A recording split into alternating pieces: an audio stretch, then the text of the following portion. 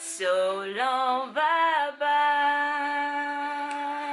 So long, bye bye. Hey, goodbye to my pain and my sorrow. So long, bye bye. Bye bye. Bye bye. Hey guys, and welcome back to my channel. Today we are happy, we are glowing, we are smiling, we are stronger. I know my last video was a little bit gloomy because I thought I was talking on a serious matter, so I had to act serious. But I mean, even sometimes when you're serious, you just have to bring some life to it, some spice to it, right? Anyways, today is a good day. We're grateful to God to be here.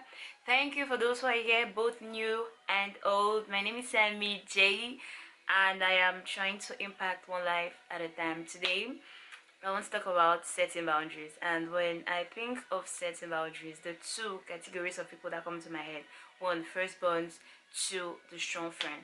I'm sure everyone in your family has this one family member who is always ready to step out, always ready to do something, always ready to help, always ready to, like, a mediator, someone who is there to solve the problems, someone who brings the solutions. Like, and even when there's problem, we're like, whoa, you have to call this person, right? It's always like this. So today we had a problem with the land, and we have to start contributing. So who is ready? Well, everybody is like,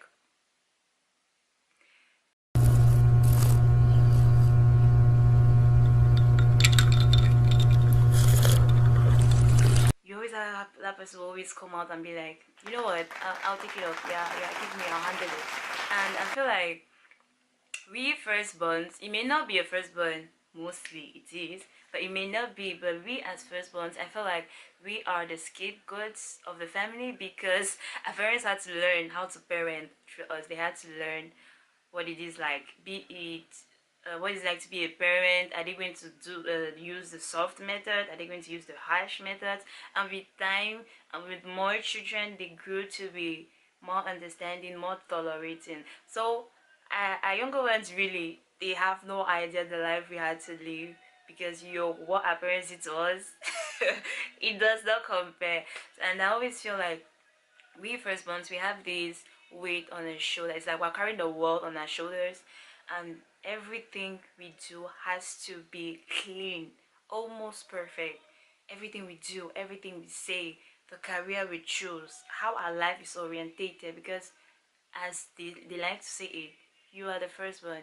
You set the example. You set how your younger ones are going to choose the life they choose. You set the path. So be careful. And so we always have to literally tiptoe through stuff. And sometimes I think one of the disadvantages of being that person that always shows up, be it the firstborn or the strong friend, is that one, we let people become very lazy and complacent, and they just take a step back. Because honestly, if you are a person who has someone who's always there for you, who makes all the efforts, who sacrifices and everything, you will not put in any efforts, because what's the point? Somebody is already there for you, right? Somebody is already doing that for you. And I feel like being dependable, being dependable and efficient can be a burden. And sometimes, one, you're not very appreciated the way you're supposed to. Two, you become very resentful because I mean, it's like everything falls on your head. When there's a problem, it's your name to call. When you need something, it's your name to call. Three, you could actually crash and burn because you have no one. You are the only person doing this stuff. You're on your own. You have to take care of yourself, and at the same time you have to take care of your family. And it's like the first one become the parents of the parents and the parents of the younger ones. At the end of the day, we're just parenting, because we have to teach, we have to take care, we have to show the example. And sometimes you can really crash. You can really crash because you have no one. And sometimes you could be going through stuff, and you tell your friends, I don't know, let me just say family, if you're the first one, they're like, you're big, you're the first one, you can handle it. I'm like, how?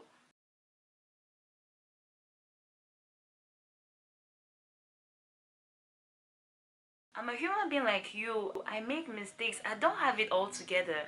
And I need help, you know, but it's like, oh man, you're big, you can handle it, you can handle it. It's always this aspect of, you can handle it. Even the strong friend, you can handle it. You're so jovial. You seem like to have everything all together.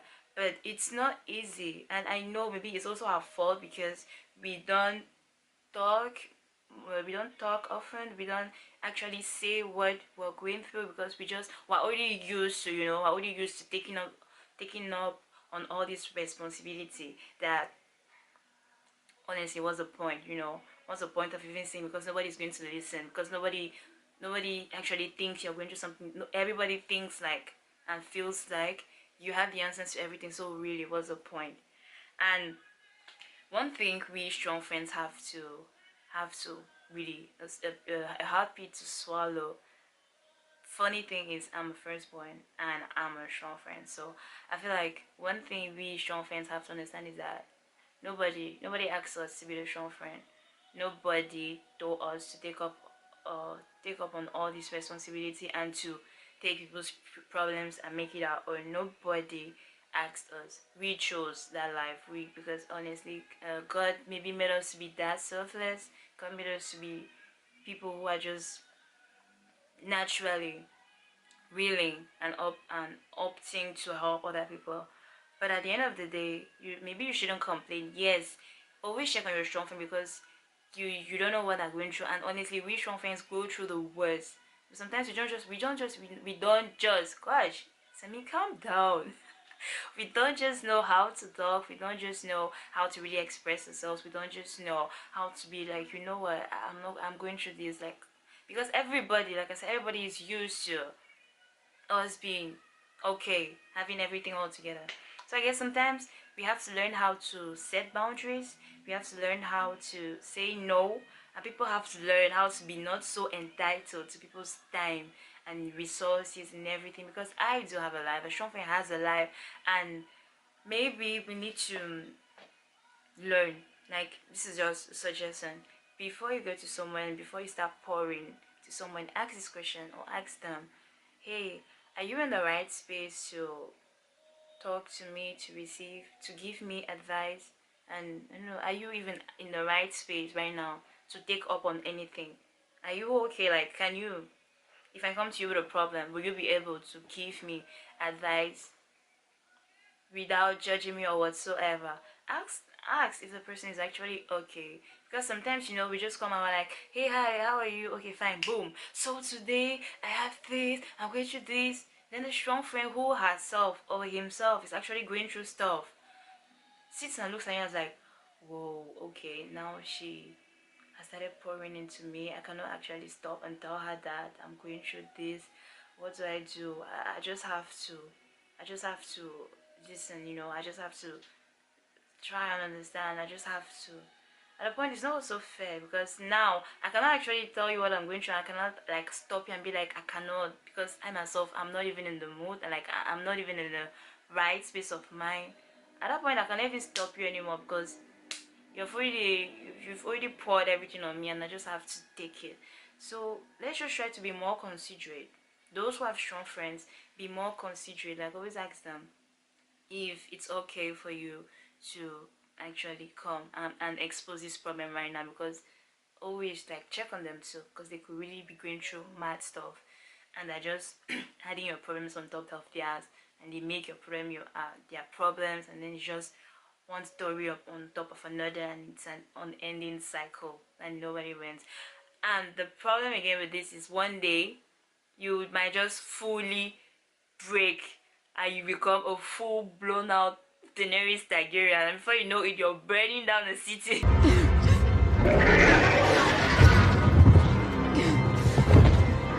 So we have to learn to set boundaries. We have to learn to say no, and no is a reason. It's an enough reason. I don't have to say no, because I don't have to give you an explanation to why. My why is my why. You may not understand it, and I have the right to just be like, maybe I don't want to tell you why. It's just a no for me. So um maybe setting boundaries is really going to help us, like, to build healthier relationships, because most times it's a one-sided thing. I'm mostly giving and the other person is receiving, but I'm never receiving in return. And like I say, a relationship, be it friendship or lover or whatsoever, say donnant donnant, not 50-50, but say donnant donnant. I give and you give, and I take and you take. Yes, that's just how life has to be. And pour les francophones, ce que je voulais juste dire, c'est dans la vie, il faut savoir apprendre à dire non, se créer des barrières vraiment, savoir quand est-ce qu'on est disposé vraiment pour aider quelqu'un, juste ne pas juste dire oui tout le temps et accumuler de la peine ou de la rancune. À la fin de la journée, se rend compte que on a plus de problèmes qu'on ne peut en résoudre. Donc vraiment s'assurer que on est capable vraiment d'aider cette personne d'un endroit sincère, d'un endroit ouvert. And like I say in English, you cannot help someone from an empty cup. You have to give what you have. And everything you give really has to come from you, and you cannot pour from an empty cup. And I know sometimes this feeling of wanting to be there for everybody, doing things for everybody, it could come from a place of insecurity or a place for wanting love. We just want to be seen, for someone to be like, yo, I see you, I love you, like I care for you. We just maybe want that validation. And I always have this mantra that, man, everything starts with you. Everything starts with you. You have to want that compassion and love for yourself from yourself. And because everybody does not have the same heart as you, everybody does not have the same capability to understand situations like you, everybody does not have the same intelligence and the same selflessness. So you cannot expect people to act like you, because not everybody is like you. You are you, point blank. So I feel like we have to maybe apply this one statement very more often. I cannot come and kill myself. Because honestly, you cannot come and kill yourself. You can be burning yourself out for people who don't even appreciate you, who don't deserve it or whatsoever. I always say have love in your heart and be able to help when you can. But if you know you're not in a condition to help, be able to say, I cannot. Maybe not right now, but I cannot. Because you have to take care of yourself first. And you have to be in a place where you are full, and you, whatever advice you give, it does not come from a place of anger, it does not come from a place of insecurity, it does not come from a place of hurt.